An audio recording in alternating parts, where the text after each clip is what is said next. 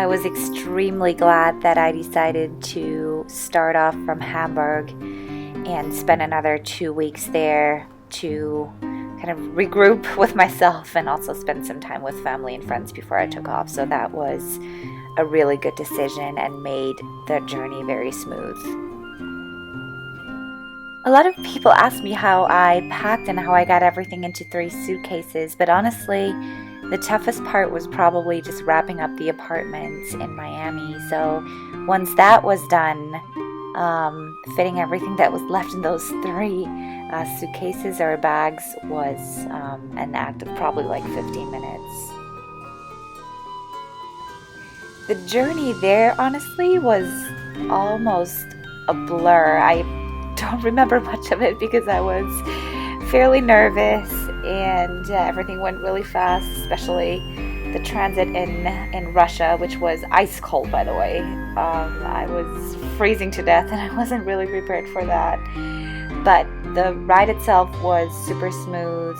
I could sleep for probably about 4 hours, so that I was really well rested when we arrived in Hong Kong. So that was really good. Immigration went super smooth.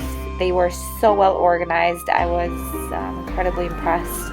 And the airport is honestly like any Western airport. Everything's super easy to find. And the transit, the airport express to the city was fast. Arrived at the hotel, super nice. And first thing I did was honestly just pass out for 2 hours straight. Hong Kong is shopping central. I don't think I've ever seen anything like that. Louis Vuitton, Chanel, pretty much every single designer store has multiple shops all throughout the city, especially the island side, but also over in Kowloon. It was just incredibly impressive how many people also were in those stores just shopping. And it's just beautiful just to walk through there. I didn't even shop much, but just walking the city and enjoying the scene was amazing.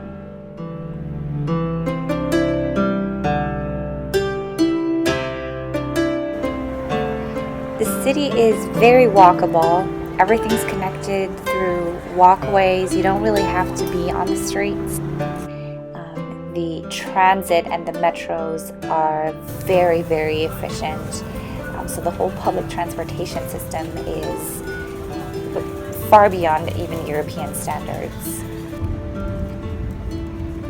Probably my best investment was a little card called Octopus that I got right at the airport, and this card opens doors in the city. You can use it for all of the public transportation, including the Star Ferry ride between Kowloon and the island, which is probably the most scenic boat trip I've ever done, including all of the ferries to the islands, including the Victoria Peak tram, including actually buying groceries in stores. So if you're spending anything more than 1 or 2 days in Hong Kong, this is what you need to get first thing.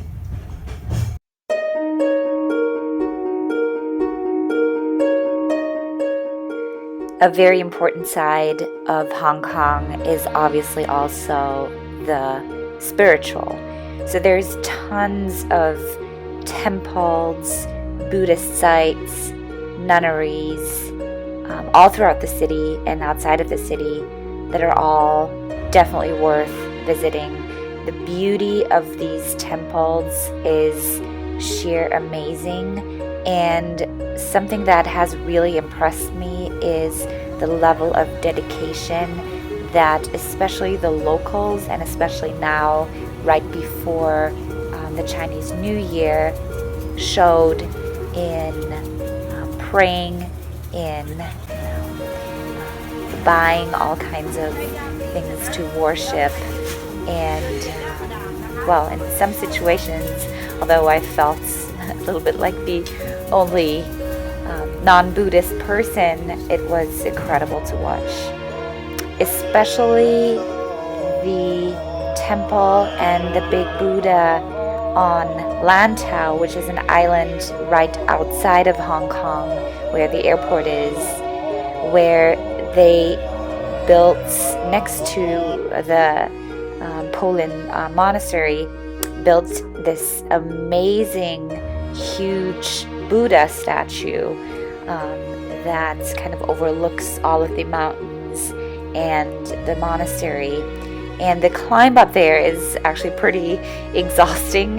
So while you walk up there, you already start appreciating the sheer majesty of this statue, and then looking down on the monastery. It's just a very spiritual moment, really, even if you're not Buddhist, to be in the shadow of this gigantic statue and surrounded by all of this spirit. So next to the poshness of Hong Kong Island and the spirit, you find this whole other world of the locals, mostly on the Kowloon side, but these markets and the vastness of this place, and sometimes even the ugliness and hectic of this place, are astonishing. So it's definitely just worth throwing yourself in there, mingling, watching all these amazing things unfold right by your side. Sometimes they deliver. It's not like, when you buy a burger. This lady, by the way, was Shirley, and I was introduced to Shirley even before I got to Hong Kong. We had the most amazing dinner on my first night there. She showed me all of Kowloon and later on Soho. She's from Hong Kong, so it was just incredible to have these experiences with her. Amazing dinners. She even took me to a fortune teller later on. She is a musician, so she knew all the good clubs. Took me to a fantastic jazz club where we were able to mingle with the musicians later on as well. So it's just a different animal if you're introduced to a city by a local. And while we're at it, the next shout out definitely goes to Jen and Adam, who are former colleagues of mine who I met up with. They actually took me to the New Territories on a hike, or let's say a walk on the beach there, and also later on we had drinks at Ozone, which is the highest bar in the world with amazing views over the city. So Adam and Jen, honestly, I couldn't thank you enough for everything that you have done for me during that time. Obviously, the skyline must be one of the most amazing in all of Asia. So I really took time to look at it from boats, from different lookouts, and also obviously from Victoria Peak, which is the mountain right behind the city, and they have a tram that actually takes you up there. There's also a hike, a walkway that you can do. Because it was my last morning there, I decided to go lazy and take the tram up, but walk down. The views are simply mind-blowing. It's definitely one of the top 3 things I would recommend for everyone doing. Well, and that was it. 5 days Hong Kong. I could not have chosen a better start to my journey and to Asia. It's a great mix of West and East. Lots of expats, obviously, but also enough Asian flair to get a first taste.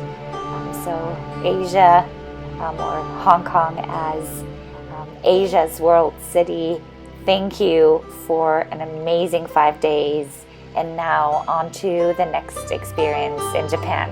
Bye, you guys, and hopefully see you next time.